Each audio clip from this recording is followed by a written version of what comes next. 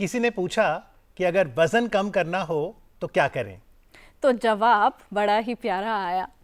तन का करना हो तो व्यायाम करें, मन का करना हो तो ध्यान करें, और अगर धन का करना हो तो दान करें। आज डीडी मॉर्निंग शो के मेंटल हेल्थ सेगमेंट में हम चर्चा कर रहे हैं मेंटल स्ट्रेस एंड ओबेसिटी पर, अ साइलेंट हेल्थ क्राइसिस। इस विषय पर बातचीत के लिए कार्यक्रम में स्वागत कीजिए डॉक्टर मेखला चंद्रा का। नमस्कार। आप ओबेसिटी मेडिसिन फिजिशियन हैं। तो डॉक्टर मेखला, सबसे पहला सवाल तो यही है कि आप मोटापा यानी ओबेसिटी को कैसे परिभाषित करेंगी? क्या ये एक बीमारी है? जी, ये जानना बहुत ज़रूरी है कि obesity is actually a disease, chronic disease जो हम कहते हैं। जैसे हम जानते हैं कि डायबिटीज़ एक बीमारी है, ब्लड प्रेशर एक बीमारी है, हाई ब्लड प्रेशर।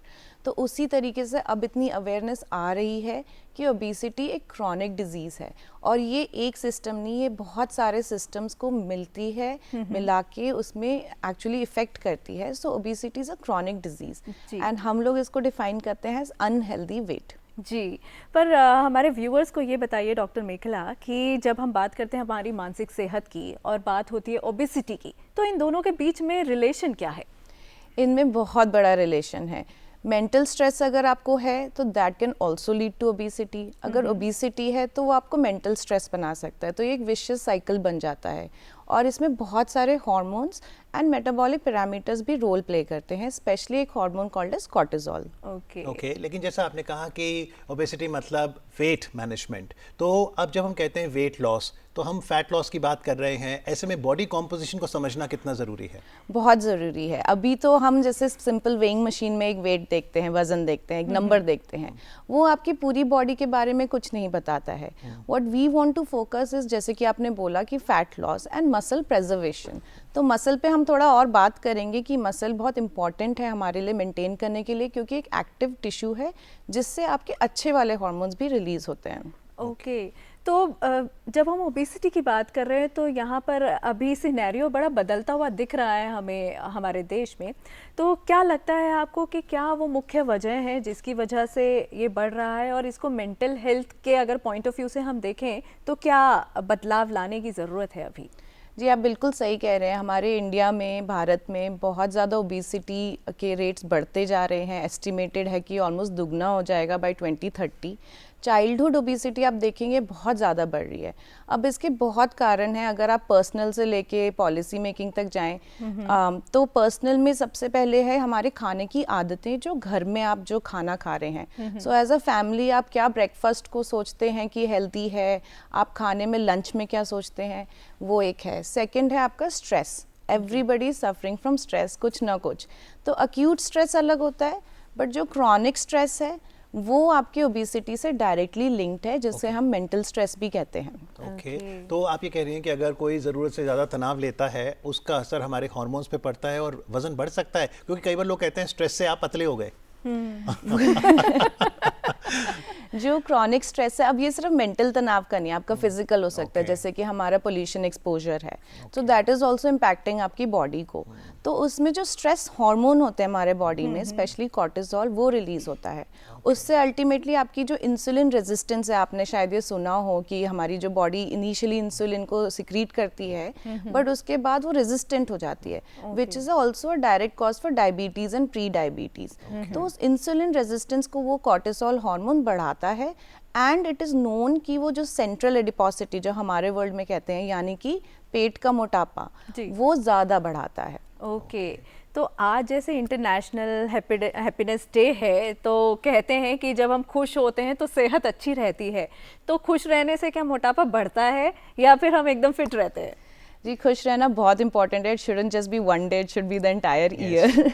तो खुश अगर आप रहेंगे तो आपका बॉडी नॉर्मल, अभी हम लोग फ्लाइट एंड फाइट रिस्पॉन्स में रहते हैं, ठीक है, जो लॉन्ग टर्म आपकी बॉडी को हानिकारक हो सकता है। तो खुश रहना, शांत रहना, नॉट ओनली मेंटली बट अपनी बॉडी को राइट फूड देना, न्यूट्रिशन देना, ये सारी आपको इफेक्ट करती है। एंड सबसे इंपॉर्टेंट फैक्टर होता है स्लीप, जो आपकी रिकवरी को पूरा लाता है एंड रीसेट करता है बॉडी को। डॉक्टर मेखला, अक्सर बीएमआई की बात होती है, बॉडी मास इंडेक्स, जिसका फॉर्मूला है कि आप अपना वेट लें किलोग्राम्स में एज ए न्यूमरेटर, और डिनोमिनेटर में आपकी हाइट इन स्क्वायर मीटर्स, और फिर जो आंकड़ा है कि 25 तक अगर है तो आप ठीक हैं, 25 से 30 ओवरवेट और उससे ऊपर ओबीस। ये क्या ओवररेटेड कॉन्सेप्ट है? कैसे समझे बीएमआई को?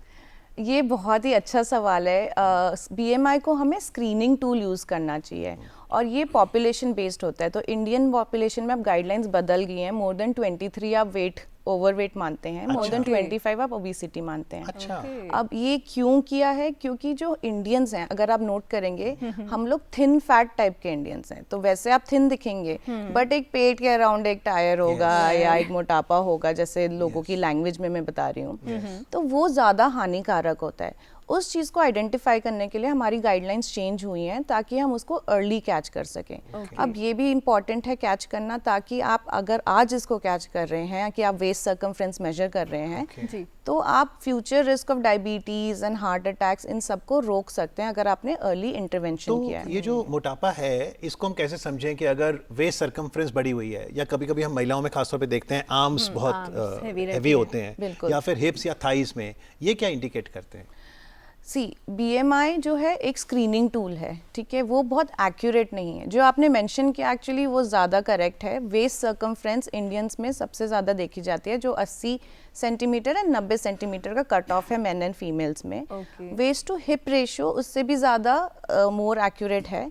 और आजकल हम देखते हैं waist to height ratio also, जो पॉपुलेशन डिपेंडेंट नहीं होता है। ये हमारे फैक्टर्स हैं। सो जब मेरे पास कोई पेशेंट आता है, स्पेशली महिला, तो आई ओनली नॉट आस्क कि आपका वेट क्या है। अगर वो बॉडी कॉम्पनसेशन नहीं कर पाए, क्योंकि कोई अफोर्डेबिलिटी फैक्टर होता है, एक्सेसिबिलिटी फैक्टर होता है, तो आप ज़रूर अपना इंच टेप से अपनी waist circumference, hip circumference, arm circumference, इसको ज़रूर नापिए।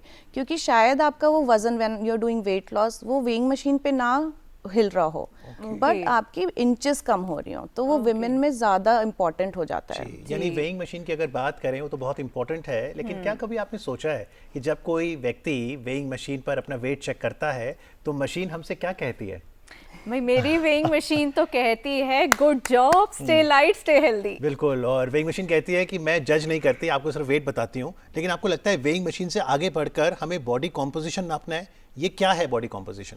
जी बिल्कुल, वेइंग मशीन एक सिंपल पैरामीटर है जो आपको वेट बता रहा है। It's not giving you lot of details about your body. जो बॉडी कॉम्पोजिशन आप मेंशन कर रहे हैं, आजकल स्मार्ट स्केल के माध्यम से भी कर सकते हैं, वरना हमारा एक स्पेसिफिक टेस्ट होता है डेक्सा स्कैन करके, जो बहुत आगे के हॉस्पिटल्स में मिल सकता है। सॉरी, उसमें आपको फैट परसेंटेज कितना है, आपकी मसल परसेंटेज कितनी है, आपका फैट कहाँ डिपॉजिट है, किस ऑर्गन्स में ज़्यादा है, कौन सी आपकी स्ट्रेंथनिंग आपको चाहिए, पैरों की ज़्यादा स्ट्रेंथनिंग चाहिए, हाथों की मसल्स को आपको ज़्यादा स्ट्रॉन्ग करना है, वो सारा डिटेल में बताता है। तो जब मेरे पेशेंट्स वेट लॉस जर्नी में शुरू करते हैं, I like to get a baseline कि हमने यहाँ से शुरू किया था। तो सपोज आपका वजन अगर हिल भी नहीं रहा, मैं दिखाती हूँ कि देखो आपका मसल बढ़ रहा है, आपका फैट कम हो रहा है, तो इसलिए इक्वल आउटपुट आपका वेट सेम है। तो ये जो डेटा पॉइंट्स हैं डॉक्टर मेखला, जैसे हम वेयरेबल्स पहनते हैं कि स्मार्ट वॉच पहन ली, एप्स हो गए, बॉडी कॉम्पोजिशन का डेटा, ये फिर जो जैसे आप ओबेसिटी मेडिसिन स्पेशलिस्ट हैं, ये डेटा को ही इंटरप्रेट करते हैं? ये डेटा इंपॉर्टेंट होता है, but it is not every accurate data. तो ये एक पूरी पिक्चर के साथ हम मिलते हैं। ज़्यादातर आप लैब्स पे डिपेंड करते हैं, बॉडी कॉम्पोजिशन पे डिपेंड करते हैं। आप पेशेंट से ज़्यादातर बात की वो कैसे फील कर रहे हैं, क्या उनकी एनर्जी लेवल बढ़ रहा है, क्या उनकी भूख क्रेविंग्स कम हो रही हैं, वो ज़्यादातर मोर एक्यूरेट मायने होते हैं कि आपकी वेट लॉस जर्नी हेल्दी जा रही है। ओके, तो आपने अभी कहा कि मसल फैट की आपने बात की, तो क्या बोन वेट भी बढ़ता है या घटता है साथ में, और इसका भी असर पड़ेगा हमारे ओवरऑल वेट पर? Bone weight can decrease age से बढ़ते हुए, स्पेशली आप जैसे फ्रेल वुमेन देखेंगे, हम देखते हैं कि एल्डरली में जैसे होता है कि उनको फ्रैक्चर ज़्यादा प्रोन हो जाते हैं। ये न्यूट्रिएंट डेफिशिएंसीज की वजह से होता है, जैसे कि कैल्शियम हो गया, विटामिन डी, हमारी पूरी ज़्यादातर पॉपुलेशन विटामिन डी में बहुत डेफिशिएंट रहती है।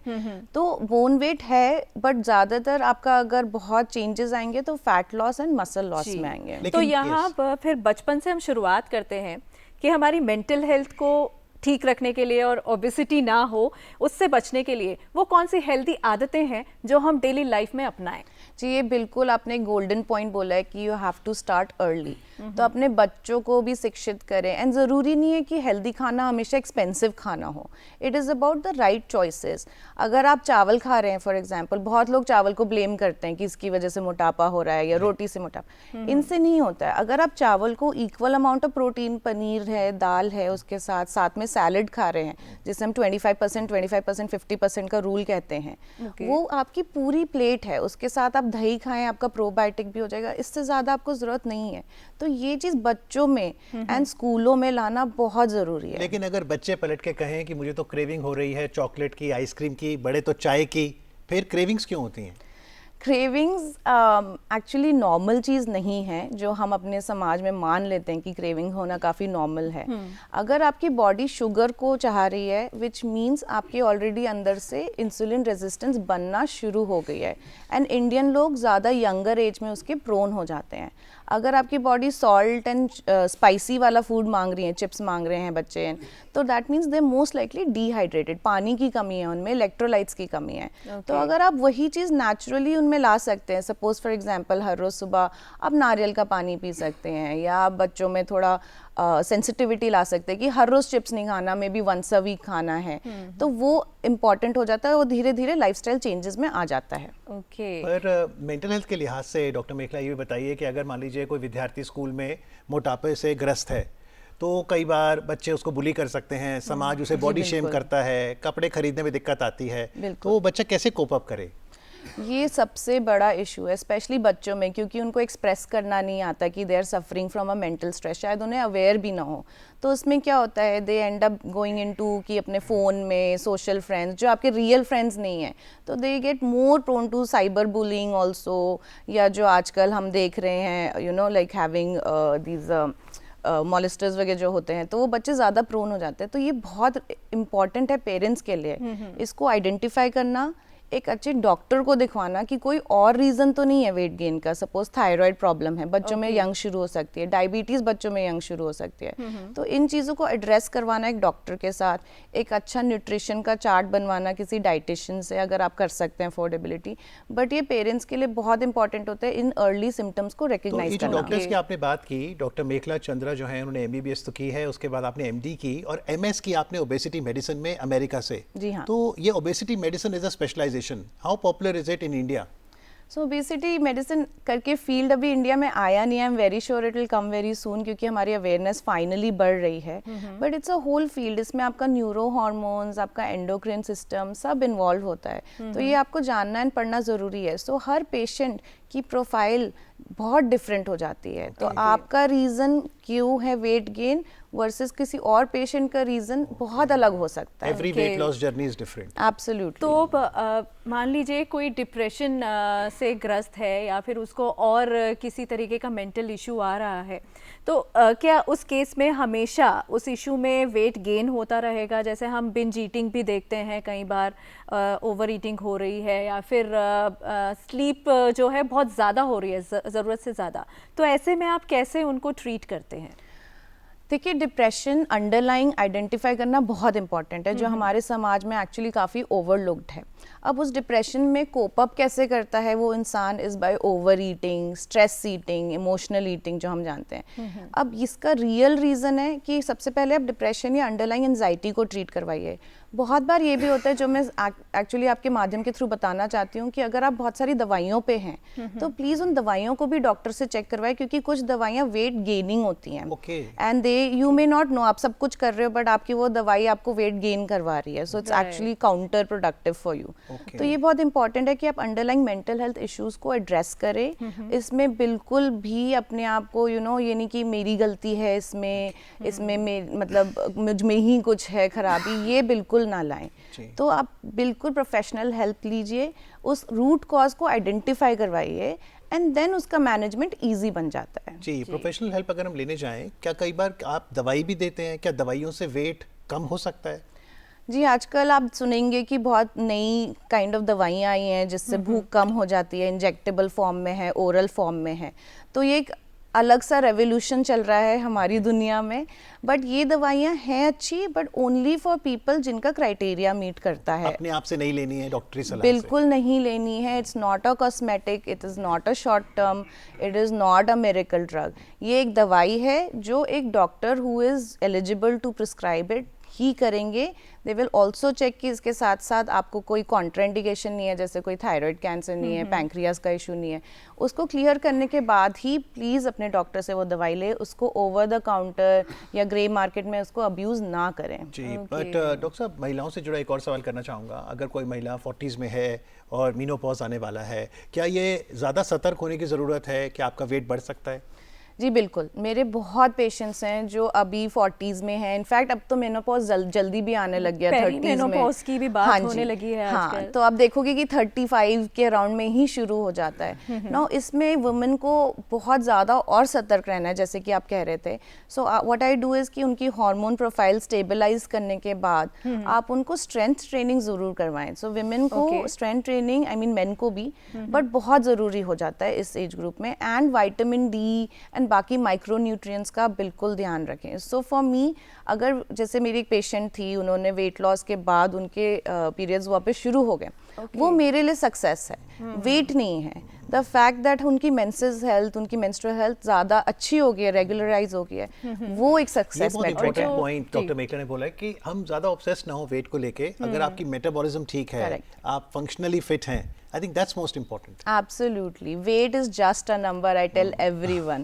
Weight पे ध्यान नहीं दीजिए. How you feel, आपके अंदर metabolic profile कैसी है, वो ज़्यादा important है। जी, जो अभी 50 क्रॉस कर चुके हैं, कि वेट पर ज़्यादा उसको एक तरीके से उसको नेगेटिव ना लेकर थोड़ा फिटनेस पर ज़्यादा ध्यान दें। बिल्कुल, ये तो आपने बहुत इंपॉर्टेंट क्वेश्चन बोला है। मेरे पास बहुत लोग आते हैं कि नहीं, मैं ओल्डर हो रहा हूँ तो मेरा मेटाबॉलिज्म डिक्रीज हो रहा है। ये बिल्कुल गलत है। मेटाबॉलिज्म आपकी मसल प्रिजर्वेशन से, स्ट्रेंथनिंग से आता है, आपके सही खाने से आता है। तो इट इज़ इम्पॉर्टेंट कि जस्ट एज से आपको इतना फर्क नहीं पड़ेगा, आपकी फिटनेस रेजिमेंट इंक्रीज होनी चाहिए। आखिरी सवाल, हाइड्रेशन, पानी पीना जरूरी है अच्छे वेट के लिए? बिल्कुल, hydration I recommend at least 3 to 3.5 litres आप पीजिए, 3.5 लीटर तक। And more importantly is also sleep पे अपनी पूरा ध्यान दीजिए, कम से कम 7 घंटे। चलिए, आशा करते हैं कि हम अपने वेट के प्रति सजग होंगे, अपनी मेटाबॉलिज्म को इम्प्रूव करेंगे और जो टिप्स यहाँ डॉक्टर मेखला ने बताई हैं उसका अमल जरूर करेंगे। आज कार्यक्रम में आके चर्चा करने के लिए डॉक्टर मेखला चंद्रा, आपका बहुत बहुत आभार। Thank you very much.